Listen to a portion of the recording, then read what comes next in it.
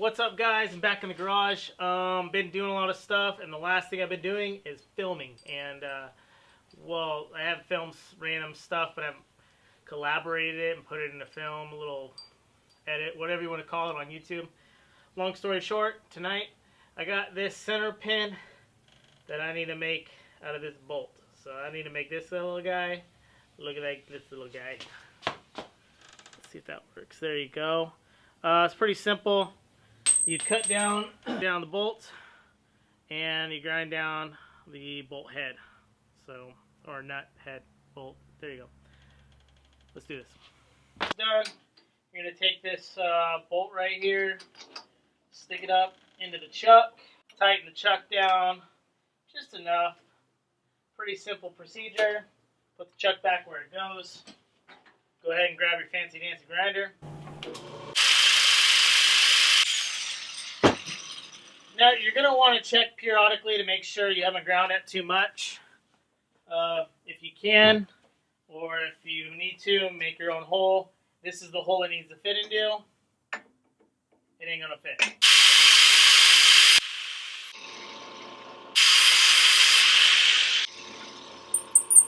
Getting close. Very close now. So just a little bit more.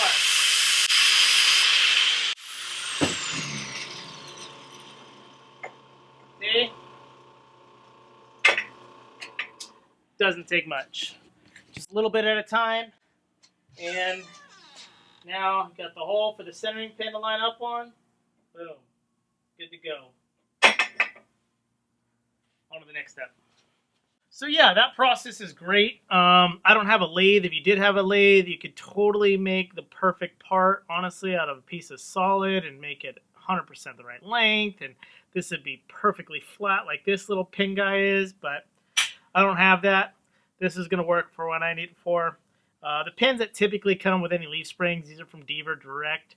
They're kind of like an all-thread deal with this pin top on the bottom, and they're fine thread, and they get gunked up so fast. I don't know if you can see that. They never work for me. So I like this method. Eventually I'm going to cut the bolt down to the correct length that it needs to be for the nuts that I have. And I think in the end this will be a much better product for the vehicle because it's got the proper shank length. So onto the vehicle. A couple things have happened since, I don't know, I guess the last time I posted a video. I've got the leaf springs on here. I've cycled them essentially to where I think everything needs to be as far as the rear hangers go. So they're where they're at. They get a little bit of binding. That's what this is. That's why it's hard to push this down. Realistically, it's pretty hard to get it 100% correct because when you add other leaves to it, it actually creates a little arc in the main leaf. So I'm just going to go one more time and with a second spring added to it. Whoop-pat! I'm going to cycle the leaf pack one more time. I've got two things to do this. I needed to make sure my pinion angle is correct. I've already measured that with the main leaf together. If you don't know how to do that, Google it. Quick deal is you take the entire pack by itself, you jack the vehicle up by its axle, and with all the weight resting on the leaf pack of the vehicle, that's how you're going to set your pinion angle. On these trucks, you're going to need to set the pinion angle. Basically, it's supposed to be a negative, I guess, downward 2, because when you 2 degrees. Because when you accelerate, especially with like kind of a long travel leaf pack, it's going to pick it up.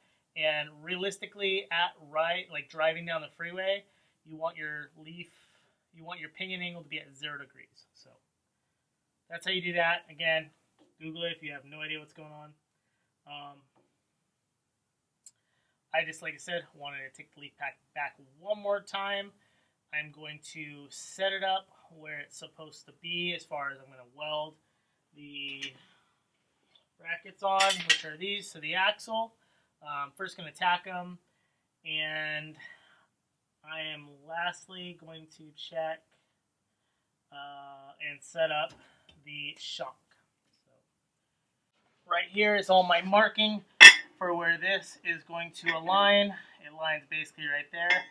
This line I've drawn extra long because now I have to grind onto here to make sure I'm going to get a good weld.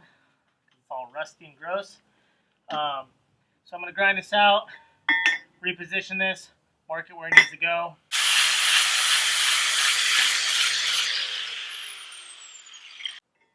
Now I can line this back up. I have the line that I can put my ruler on to adjust, make sure it needs to be where it needs to be.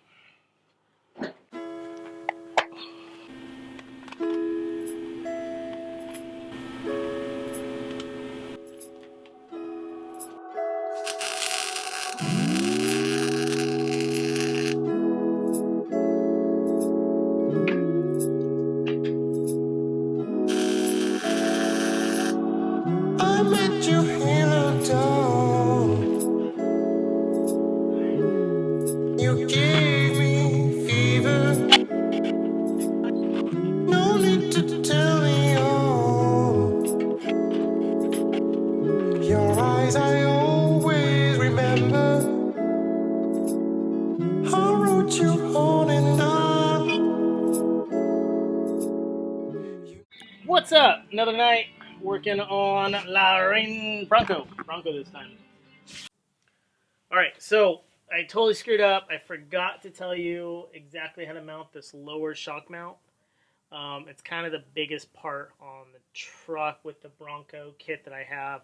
Again, this is all through Solo Motorsports, all their stuff. So basically the top shock mount and shock brace, whatever you want to call it, that's going to go where it goes. There is no flexibility with that if you're buying anybody's kit. So the lower shock mount is where you come in and you have to figure it out yourself to get the shock to cycle properly throughout its travel. Now, obviously I've tacked on the spring perches and I jacked the truck up.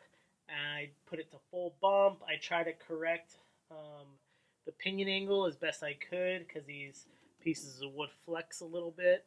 I do that by jacking, when it's all on jack stands and as high as it can go, I jack the pinion up in an upward motion. Hopefully that puts it, again, right where I think it's supposed to be at full bump. Again, with the full leaf pack together.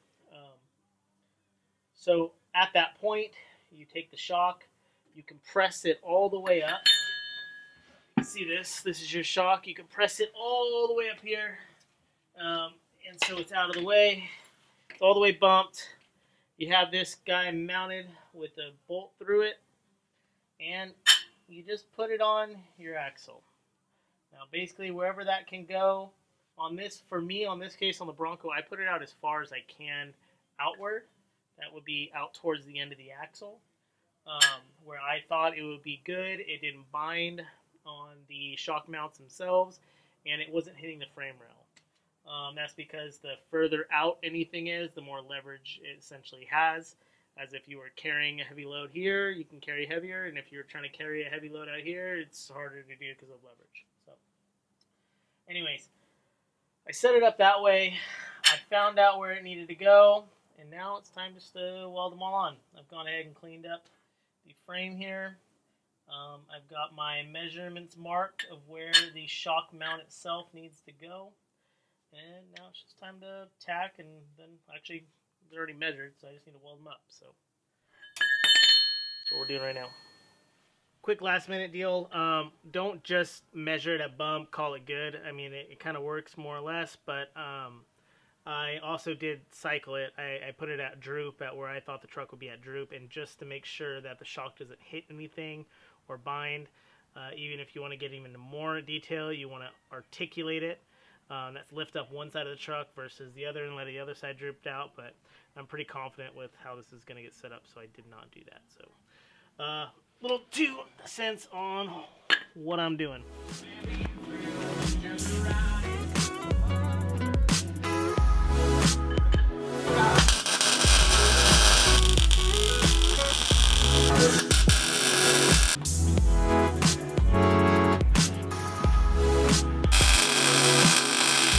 Boom! That's a nice, pretty weld. An ugly weld.